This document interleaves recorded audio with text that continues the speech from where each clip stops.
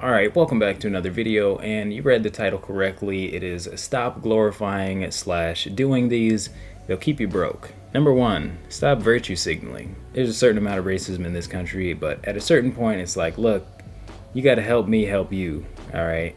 You gotta be willing to make those tough choices and make those sacrifices. It is not as bad out there as people try to make it out to be. A lot of people complain about rent prices going up. If you don't want your rent to go up, buy a house. Oh, you can't just tell people to buy a house. Yes, I can. There's ways to get a house for free. Buy a house. If you think I'm lying, go out there, search how to buy a house for little to no money down, and you'll find something. You'll learn something. Number two, glorifying kicking your kids out early before they are ready. Look, there is a time and place for everything. I actually was kicked out of my house, and I needed that. That's probably the best thing that my parents ever did to me. But kicking your kids out just for the sake of kicking your kids out and saying, I kicked my kids out at 18. Well, that's great. Now they're going to go out there and they're going to make decisions that come from a place of financial lack. Communities, and I'll just go ahead and say it, racial communities, racial demographics that do not glorify this, you see that they have a higher percentage of wealth in this country. And like I said, there's a time and a place for everything. I'll give you guys two different examples. So person number one goes out of the house, gets kicked out, 18 years old, and they go to college. They end up picking up a tremendous amount of student loan debt, and they cannot pay it back off because they got a degree that was not conducive to paying back off the student loan debt. So, parents, you kicked them out, and now they're in a ton of debt. And it's not necessarily your fault. You did not put their hand to the fire and make them take out that student loan debt, but that decision, it came from a place of lack. Person number two goes out the door and they end up getting arrested for armed robbery. Now, if this person would have had a stronger financial education, they would have had a little bit more of a base of money walking out the door, they wouldn't have been in that lack situation. Imagine that you just plant $100,000 on this person. Do you think they would be doing an armed robbery? Of course not. They're not stupid. I know this person personally. They're very smart, and they ended up going to jail. Now they're out and they're doing much better. But if you would have just planted this person with a financial education, a little base of money, some guidance, held them in the house for a little bit, they would not have done that robbery. A lot of individuals that end up in jail end up there because of a lack of financial support. Number three, saying I can't afford it rather than asking yourself, how can I afford it? This is not necessarily just a pass to go get as many consumer expenses as possible, but something like I can't afford a house. Instead of that, you should ask yourself, how can you afford a house? About 1 year ago, I was in a situation where I was thinking, oh man, I probably can't afford a house. I don't think I can afford a mortgage. But that just didn't quite click with me, because it's like, okay, but you can afford to pay rent every month, so why can't you afford a mortgage? So what I ended up doing was, since I was like, I don't really want to go ahead and afford an entire mortgage, you go ahead and pick up a roommate. Your roommate's going to get a good price. You're getting a good price. Now you guys are both coming up. And that's just for the act of saying, how can I afford it, rather than I can't afford it. Number four is a new drinking game that I just invented, and it's called Take a Shot Every Time That I Say Opt Out of Consumer Culture. But seriously though, opt out of consumer culture. It's a trap. It's a facade. The only reason why they want you to buy those things is because they are taking your money. Every time you leave your house, there's wealth transfer that's happening. I want you guys to imagine what's something that people are scared of, like a dirty gypsy that's like holding some jewel or something. And whenever somebody tries to sell you anything, just imagine that dirty person in the cloth or something, and they're trying to take your money. They're like a dirty gypsy or something. That was fucking racist.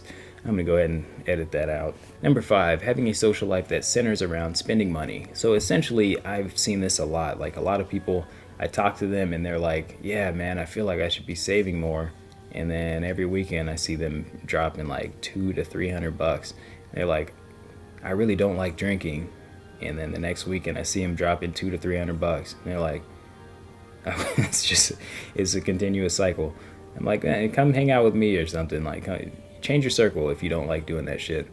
But if you really take a step back and look at it, what you'll notice is that people that are very successful in their field, whether that be financially, athletically, or otherwise, their weekends don't center around spending money. Their weekends center around perfecting their craft and typically making money. Let me give you an example here. Like, let's say Elon Musk, okay?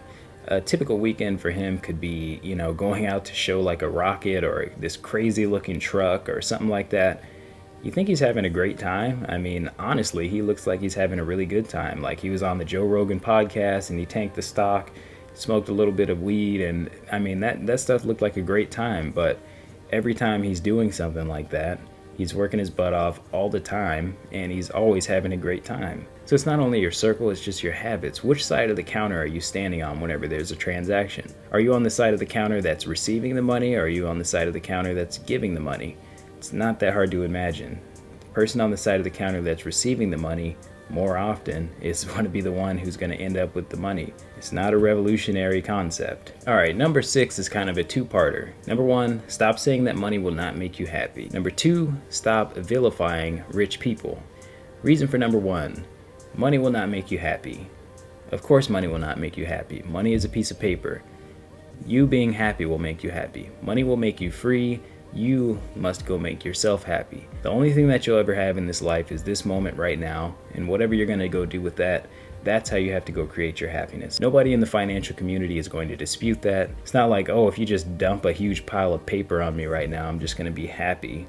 No, it's going to give you the freedom to go pursue what makes you happy. Number 2, stop vilifying rich people. It doesn't matter what a group of people is. If you don't like that group of people or what they do or what they stand for, you are never going to be those people. So if you say you hate millionaires and you hate billionaires, you are going to subconsciously block yourself from creating wealth because you feel like, oh, if I create wealth, if I become successful in any way, I am going to become one of those bad people.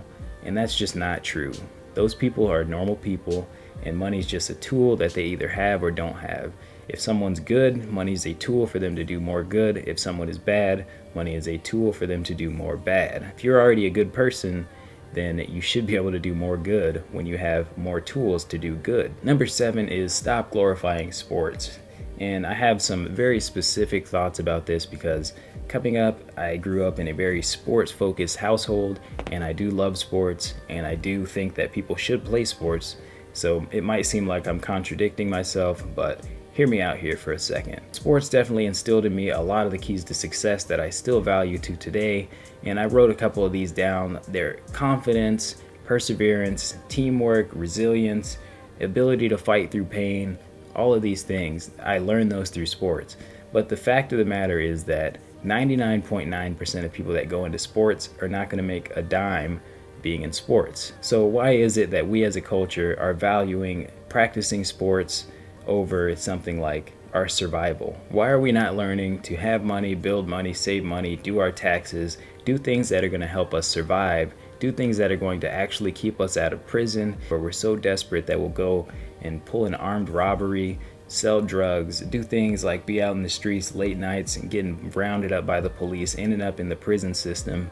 Why are we spending so much time trying to catch a football or trying to jump higher when we could be spending our time learning how to build those businesses and learning how to secure our family's future? So hopefully you guys enjoyed this video and got something great out of it, and I hope you guys see me in the next one, and make sure you give this a thumbs up if you liked it, and I'll see you guys in the next video.